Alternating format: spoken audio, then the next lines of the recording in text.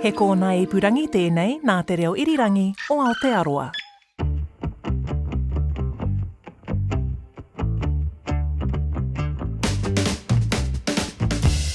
Kia ora, Pilina Lau here from Culture 101. Every Sunday around 1:30 we host a regular cast of film reviewers to chat about the latest at the movies. This week, Dan Slevin stopped by the show to give us his take on No Tears on the Field, a New Zealand women's rugby documentary, I Swear, the John Davidson biopic, and Pixar's Hoppers. Kia ora, Dan. Hello there, how are you? Good, thank you. Let's go to your list. I love the variety you've got today. We'll start with No Tears on the Field. This is directed by Lisa Bird. Now, this is a local documentary following several women playing rugby at Taranaki, playing club rugby. And in the film, we learn about their challenges, the triumphs, and why the game is so important to them. But let's have a clip. And in this clip, it's a mother talking graphically about some of the injuries her rugby-loving daughter has suffered. That was her worst injury, and I think her spiral fracture in her finger was another one, because they were treating it like a sprain, so they were pulling at it and pushing at it to try to put it back in place. But the actual bone down the finger had split. I grabbed her with my shirt and my hand, and she landed on top of my hand like that. So I dislocated all these fingers, but this finger here was dislocated and the nail was facing towards me. So it's pretty bad. I don't have a lot of feeling and stuff in it. It doesn't matter what position they play either. There is no safe position. It's rugby. It's a man's game. And those ladies play it like men. They really, really do. Blows my mind. What do you reckon, Dan? That's one of my favourite moments from the film. It's produced and directed by Lisa Bird, No Tears on the Field. It's a real... it really comes to life at times like that when you get the real stories being told by people about their experiences. And also it makes me as a softy, towny liberal ask why? Why would you do it? Why would you go back and do it again after something like that has happened to you? And injuries are just an absolutely sort of critical, regular risk in playing rugby, especially at non-professional club level, which they're doing in the Taranaki women's game that the film is talking about, because they don't necessarily have they're not like the All Blacks where they have decompression chambers and all the rest of it to help them with their recovery, like and many of these women work either on the farms in Taranaki or one of them's a school teacher, but that a really bad injury on the field might actually impact their ability to do live their lives and do their jobs. So I thought that was a nice clip to play for you there. No Tears on the Field. It's playing in cinemas this weekend. Was it what you expected? It actually was a little less than I was hoping. If I was to criticise it, which is after all my job here, I would have to say that it lacks, I think, some of the kind of narrative scaffolding that a really good documentary would have. A lot of the drama in it is being related through interviews. It's about things that have happened before the film has started. There is a championship-winning game or a championship game which we're only really introduced to very late in the film. There's no sort of big build-up to it. Some of the women are getting opportunities to experience or maybe move up to professional levels. And one interesting thing is that it's rugby league that they may end up having to go to be professional. But that's, again, not introduced until relatively late in the piece. So it feels as if some of the kind of traditional structures of a sports documentary aren't there. And so there are times when, charming as it is and interesting as a kind of recognition of a slice of life, I do wonder what makes it cinematic, what makes it worth going to see it at a cinema and not just like an extended country calendar episode. I know you've been talking about the 60th anniversary of that recently on the show, and so I guess I was a little disappointed in that respect, the lack of drama, the lack of tension in it. But it's a portrait. It's also a portrait of something that isn't necessarily all that novel anymore. David Geary wrote the play Pack of Girls about women's rugby back in 1991. You know, it was novel in those days, but I think that we need something a little bit more, perhaps, in a film in 2025 that isn't just, isn't it amazing this is happening? Yeah, you know? right. Yeah, give us a bit more. That's what I would have hoped for. I mean, sports docos have become so popular recently, and there's a real trend there. Do you usually watch them? Are you into them?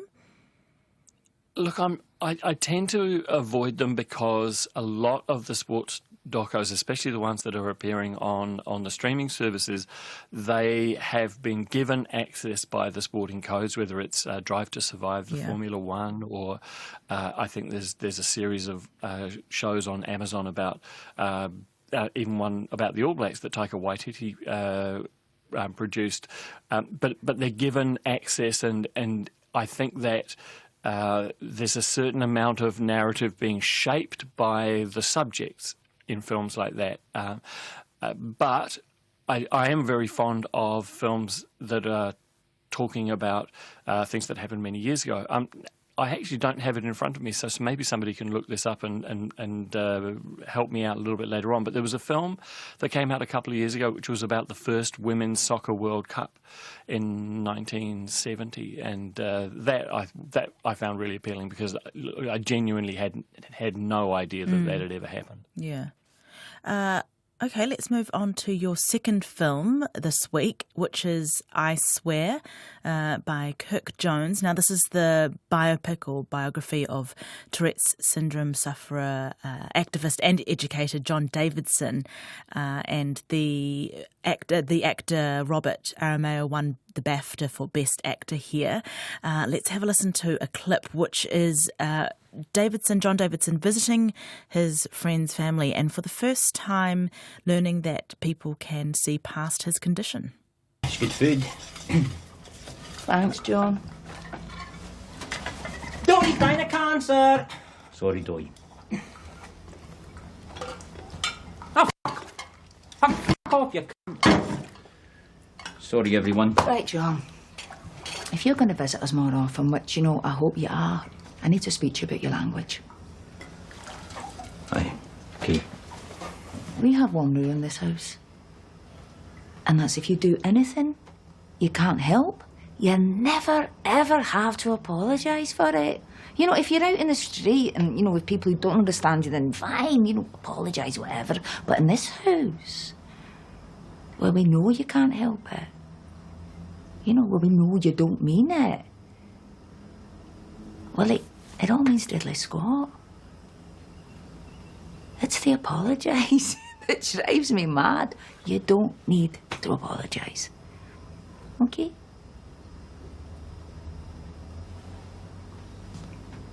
Okay. Okay? Aye, okay. Thank you. Great. Thank you. That's, I think, an example of the charm of the film I Swear. This was a film that was recommended to me back at Christmas. I was at a Christmas function and talking to somebody.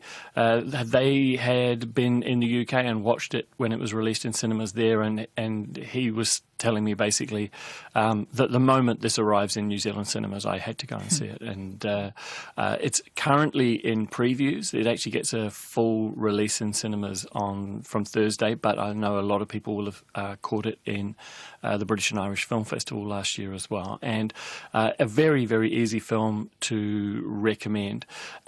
Davidson himself became a little bit notorious at that BAFTA ceremony when his Tourette's tics were caught on audio while the actors from Sinners were on stage, Delroy Lindo and Michael B. Jordan, and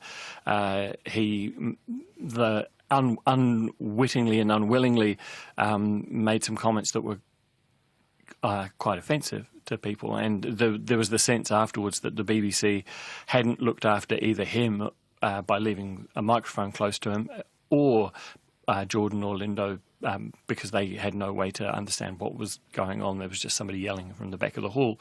I thought at the time that if you were in the process of getting publicity for an independent film that was about to be released in the rest of the world, then a little bit of notoriety from the BAFTAs probably wouldn't hurt. And now I don't think that was anybody's intention, but it certainly has brought the character, the person of John Davidson, and the concerns about Tourette's and how it's perceived in the world to the forefront. And I think that the film answers a lot of those questions that if all you knew about Tourette's was what had happened at the BAFTAs, you would be completely bewildered really about what it is and how it manifests. And the film goes a long way to answering those in a very sensitive and I think very honest way. Mm. And you have another clip you want to play, Dan?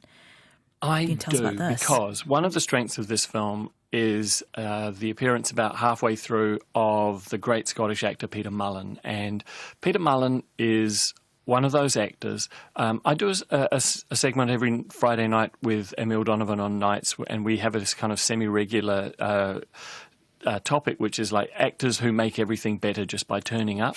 Unfortunately, we usually talk about it because they've just died. So it gives me great pleasure to talk about Peter Mullen while he's hale and hearty, because he is one of my favourite actors. He does improve things just by being there. And this is an example of it. He's just a lovely actor, and his role in this film is super, super important for, I guess, giving it a lot of the heart that it needs. I'm interested in giving it a go. Right. You're reliable? Aye. I'm always early. Always. I have to be, you know. Because I need someone to be here on time to open up and to be here to lock up when I'm not here. Aye, anytime. Anytime. Right. Give you your hands? I was good at the school, you know. Woodwork and metalwork and that. But I'm keen to learn, and I don't mind getting my hands dirty, you know. Okay. I'm a lazy bastard. So you don't mind hard work? No. In fact, when I'm concentrating on the job or a project, you know, I think it really helps me. Right. It's hot. Uh-huh. There you go, Tommy. I'm really sorry.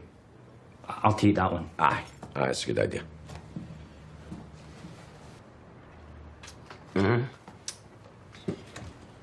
I've seen quite a few youngsters for this job. Aye. And I don't think I'm breaking any confidentiality when I tell you that that is the best cup of tea yet. Great. So, Are you spunk for milk? I'm not sure whether I should have, in terms of broadcasting standards, actually cut that last line. Unfortunately, it is one of the highlights of the film, that scene, and it's certainly in the trailer when that line appears. It gets a big response. So, yeah, I'm a big fan of I Swear. Interestingly, the Davidson story, one of the things about his story in the film is how he's bullied as a child because of his Tourette's, and how it drives him almost to suicide.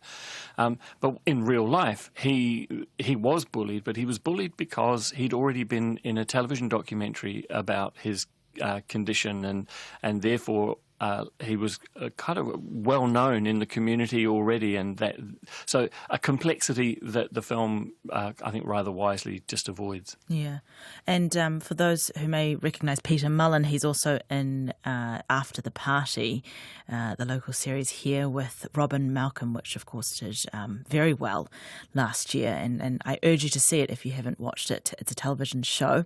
But let's go to your last recommendation, Dan, for this week. This is Hoppers by Daniel Chong. It's a Pixar animated comedy about an animal rights activist whose consciousness is uploaded into a beaver robot so she can see what it's really like to be an endangered species.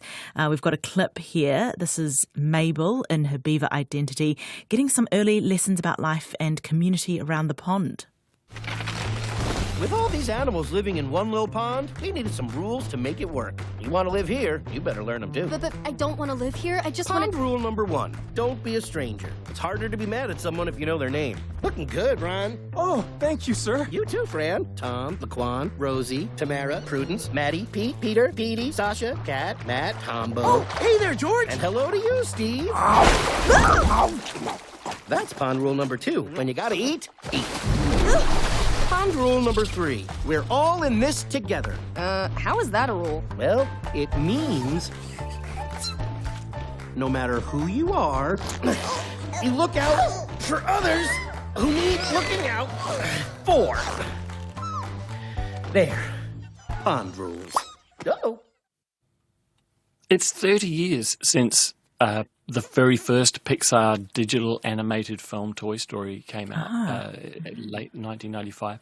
And their run of smash hits through the early to the mid 2010s, I guess. Inside Out was a massive hit. They are an incredible force.